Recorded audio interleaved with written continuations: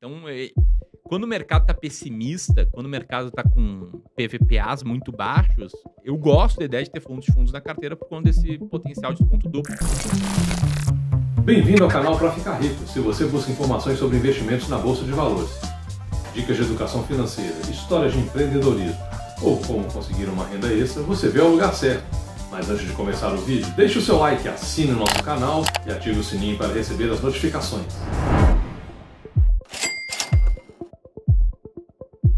Quais são os fundos imobiliários aí que você acha que, putz, esses fundos são imperdíveis, todo investidor tem que ter na carteira, fundos imobiliários? Legal, acho que vou falar, mas primeiro um disclaimer, acho que é muito importante, né? Tudo que eu falei sobre a estratégia de ações até aqui vale para fundos imobiliários. Então, a gente tem regras matemáticas para procurar fundos que tenham características em comum, características de valor, que no caso são preço por valor patrimonial e dividend yield mais alto, né? Mediana de dividend yield mais alta. Ou seja, são fundos que eles não são tão populares. E de forma alguma, então, isso aqui seria uma recomendação, porque faz sentido para quem entender a estratégia, para quem entende os riscos da estratégia, entende que ela vai performar pior do que o IFIX em diferentes períodos temporais, porque a informação por si só, sem esse contexto, ela acaba sendo muito perigosa, né? O cara me ouve aqui falando de uns fundos imobiliários, dele vai lá, porra, compra, daí vê uma análise qualitativa, falando, não, esse fundo aqui é ruim, esse fundo aqui tá com 30% de vacância, esse fundo aqui, o gestor cobra taxa alta, e aí o cara fica meio perdido, né? De novo, a falta de método, eu tô parecendo batendo muito na tecla aqui, né? Mas a falta de método acaba atrapalhando muito. Mas dito isso, né, considerando esses avisos, o que tá na carteira de muitos clientes nossos, tá, hoje? O HCTR11, aliás, envolvido, né, Uma polêmica, né? polêmica, né, de Paga conflito de muito interesse. dividendo, né? Paga muito dividendo e tem um PVPA de 0,84, né, aí das faixas 0,8, 0,9. Então ele tá bastante tempo lá entre os fundos baratos e com uma boa estabilidade de dividendos. Outro aqui que eu posso citar para mudar de setor é o SARI11, né, o Santander Real Estate, que tem um dividend yield um pouco mais baixo, em comparação, em especial, né, fundos de papel, que hoje em dia estão com dividend yield maior, mas tem uma relação de dividend yield e preço-valor patrimonial que torna ele barato, é 0,76 o PVPA, e aí com todos os avisos, né? Geralmente fundo com PVPA menor é um fundo que tem vacância ou vacância à vista. Por algum motivo ele tá barato, Por né? algum motivo ele tá Ou porque o barato. setor sofreu muito, que nem Lages sofreu muito, né, Ramiro? Exatamente. Ainda estão se recuperando, né? A gente até deu a dica aqui para quem acompanha a gente, que tinha alguns fundos imobiliários de Lages que estavam muito atrativos. Realmente agora eles tomaram um pouco mais de fôlego, né? Porque a economia vem melhorando também. A gente vê que, graças a Deus, aquele vírus, né, famoso, deu sossego para a população brasileira, tá todo mundo na rua. E aí eu não vejo mais uma chance da gente ficar preso em casa. Mas e o outro que você ia falar? E aí, para citar um fundo de fundos, tem o RBFF11, que também aí tem uma relação de dividend yield mediana e PVPA bem interessante em conjunto, né? Agora, Ramiro, a questão dos dividendos, né? Hoje os fundos de papel vêm pagando muito mais do que os fundos de tijolo. E eu vi muitos investidores desesperados. Até um amigo meu me ligou outro dia e falou, cara, quais fundos imobiliários? Ó, o meu gerente aqui do meu banco me passou esses aqui. Aí eu olhei, só tinha fundo imobiliário de papel. Falei, poxa, não, bacana, são bons fundos. Mas que tal você olhar um pouco para os tijolos, que estão baratos? Ah, mas tá pagando 8%, esse aqui tá pagando 15%. Eu falei, tem um pouco de diferença. Eu queria que você falasse um pouco sobre isso.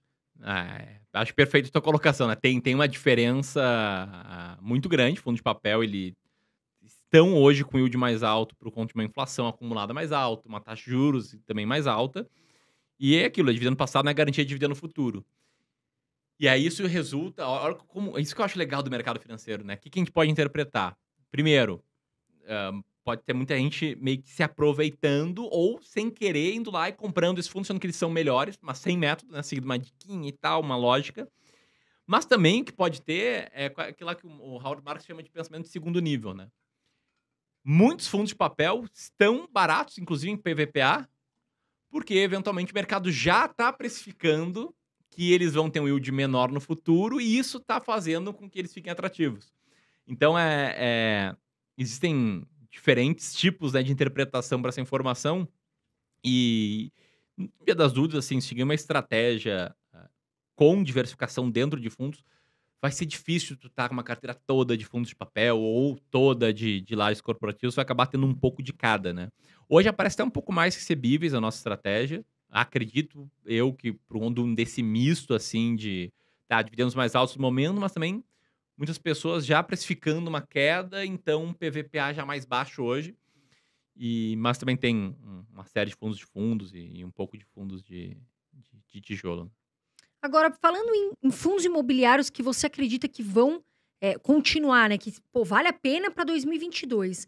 Que fundos você citaria? Eu citaria, assim, também eu acho outro contexto da estratégia. A gente faz o rebalanceamento de fundos de 12 em 12 meses. Sim. Então, se eu fosse montar hoje carteira de fundos, compraria 15 fundos ali bem ranqueados. Né? E só para quem então não tá entendendo, né? Esses bem ranqueados é uma lista, assim. Realmente, é um ranking. Informação, comparação relativa mesmo. É como se fosse um índice, né? Um Ibovespa, só que é um IFIX, só que ponderado por preço e dividendo, né?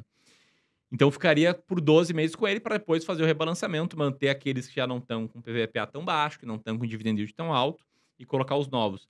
Então, acho que, olha, além desses 3 que eu citei, o que eu poderia colocar aqui, né?